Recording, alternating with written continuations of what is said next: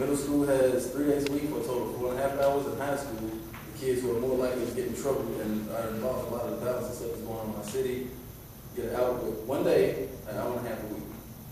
William Wells Brown will be closed from December the 16th to January the 2nd. So the entire time that there is no school, the kids in the community have nowhere to go. This Councilwoman Crosby, she asked how come, what is going to make Charles Young different from the other ones like the Lyric or William Wells Brown? I think the answer to that is simply love. We love our community, so people in the community, if we are allowed to have an advisory board, we care more about the community, so we're going to make sure things get done. It's not going to be a job for somebody to come in, from 8 to 5. It's going to be every single day because we care. We will be there. The people sitting in this room will be there on Christmas Day if need be, because it's our community that we're trying to save.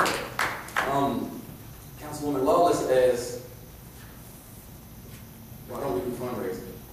And I think why is a very important question. I have a lot of whys. Like, why is the very first African American community center closed? Why is it not a historic site? Why do my kids have a place to play? Why don't they have a place for mental? How come we have the city champs sitting right here in this room today?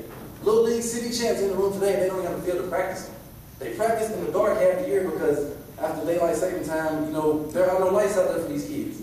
We are trying to save lives. I want to see each one of these kids, a positive member of society. Everybody in my community knows Ray Larson, but we don't recognize the vice mayor or the mayor.